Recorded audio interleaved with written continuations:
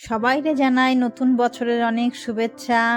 তার সাথে খাসির মাংসের লাল আলু দিয়ে একটা পাতলা ঝোলের রেসিপি। আর তার আগে আমাদের বাঙালি রান্না তরফ থেকে আপনাদের সবাইকে স্বাগত জানাই। আর এর জন্য একটা কড়াই নিয়ে নিয়েছি, কড়াইতে দিয়ে দিলাম সরষের তেল। তেলটা একটু গরম হয়ে গেলে গিয়ে এখন যেহেতু শীতকাল, নতুন আলু, তাই আলুটা ছাড়াই নিছি। আর একটা বড় আলুই ছিল, তাই মাঝখান থেকে 2 টুকরা, যেইটা আবার বড় সেইটা আবার 3 টুকরো কইরা নিছি। এইবার এইগুলো একটুখানি হলুদ আর নুন দিয়া একটু লাল লাল করে ভাইজে নিই।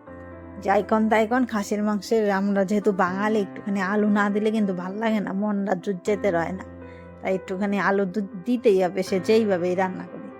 আর এইদিকে আলুটা ভাজতে থাকি, আর এইদিকে একটা মশলা বানাইতে হবে, সেইটাই এর মধ্যে শুকনা লঙ্কা, আদা, তারপরে রসুন, জিরা, কাঁচা লঙ্কা, আর একটুখানি লঙ্কাটা বেশি দিলাম, একটু ঝাল ঝাল রান্না করুন, সেইগুলো দিয়ে একটা পেস্ট বানাই নিছি।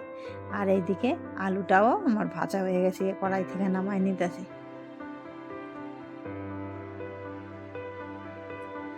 আর এইদিকে মাংসটা নিয়ে আইছে, মাংসটা কিন্তু ভালো করে ধুইয়া আমি জল ঝরায় রাখা দিছি।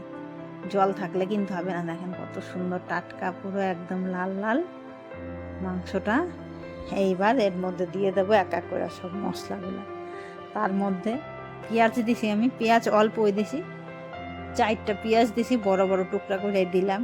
আর যে পেস্ট করে নিয়েছিলাম মশলার, যেহেতু একটু ঝাল ঝাল রান্না করুন, তাই বেশি করে এই মশলাটা একটু দিতেছি, 5 থেকে 6 চামচ দিতেছি। আর দেবো এর মধ্যে গুঁড়া মশলাগুলা, যেহেতু শুকনো লঙ্কা দিয়েছি, তাও একটুখানি কালার হওয়ার জন্য একটুখানি লঙ্কার গুঁড়া দিলাম। আর দিলাম 2 থেকে 3 চামচ হলুদ, নুন দিলাম পরিমাণ মতন, এখানে 3 চামচ তো লাগবেই নুন। তারপরে দেবো হচ্ছে সরষের তেল। খাসির মাংস কিন্তু সাদা তেলে ভাল লাগে না, এটা কিন্তু সরষের তেলেই জুজ্জাইতে হয়, তাই সরষের তেল দিয়া ভালো কইরা এবার হাতে ভালো করে চটকায় নিই। আর এইভাবেই কিন্তু আমরা রান্না করি। আর বিশ্বাস করেন, এইভাবে মানে অনেকভাবে রান্না করে দেখছি, কিন্তু এইভাবেই যেন সব থেকে বেশি স্বাদ হয়। হাতে মাইখা মশলাটা এরকম করে রান্না করলে না, খুবই সত্যি সুন্দর হয় স্বাদের। এইভাবে মাইখা এবার একটুখানি রাইখা দেবো, 10 থেকে 20 মিনিটের মতন রাইখা দেবো মাইখা, যেন সব মশলাপাতিগুলো মাংসের মধ্যে ঢোকে।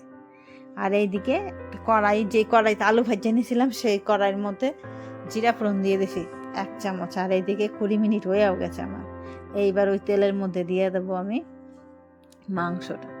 এইবার আস্তে আস্তে কষায় নিই, যেহেতু আমি প্রেসার কুকারে দিম না, কড়াইতেই কষামো, তাই গ্যাসের ফ্লেমটা প্রথমে দেবো একটুখানি জোরে, 3 থেকে 4 মিনিট মতন। তারপরে কিন্তু একদম আস্তে দিয়া 1 থেকে 1.5 ঘন্টা, যতক্ষণ টাইম লাগে ততক্ষণ বইয়ে কষাবো, যেন মাংসটা সুন্দর নরম হয়। দেখেন 3 থেকে 4 মিনিট হয়ে গেছে গিয়ে।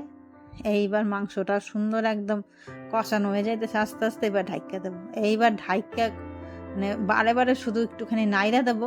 এরকম 20 থেকে 25 মিনিট মতন আমি এটা কষায় নেবো। কত সুন্দর একটা সেন্টও বাইরেছে, আর কষানো যা সুন্দর হইতেছে না। এইবার এইরকম নাইড়া দিয়ে আবার একটুখানি ঢাইকা দিই, আবার 10 মিনিটের জন্য ঢাইকা দিয়েছিলাম। মাংসগুলা বেশ সুন্দর নরম হয়ে গেছে গিয়ে। এইবার দিয়ে দিলাম আলুগুলা। এবার আলু দিয়ে একটু কষানোর পরে এইবার দিয়ে দেবো গরম জল। খাসির মাংসে কিন্তু ঠান্ডা জল দিলে কিন্তু মাংসটা শক্ত হয়ে যায়, তাই একটুখানি গরম জল দিতে হবে। গরম জল, যেহেতু পাতলা ঝোল রান্না করুম, এর জন্য 2 থেকে 2.5 গ্লাস মতন জল আমি গরম করে আনিছি, সেই জলটাই আমি এর মধ্যে দিয়ে দেবো। এইবার দিয়ে আবার ঢাইকা দেবো এইবার 20 থেকে 25 মিনিটের মতন।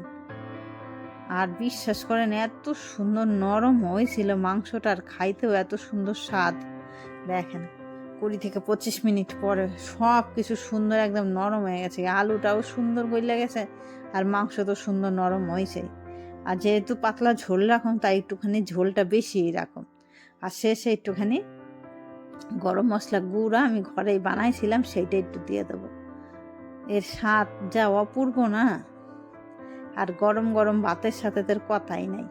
কেমন লাগলো রেসিপিটা সেইটা জানাইয়েন। ভালো লাগলে অবশ্যই একটা লাইক আর সাবস্ক্রাইব করেন। আর ভিডিওটা কিন্তু শেষ পর্যন্ত দেখেন। শেষ পর্যন্ত দেখার জন্য ভিডিওটা অনেক ধন্যবাদ।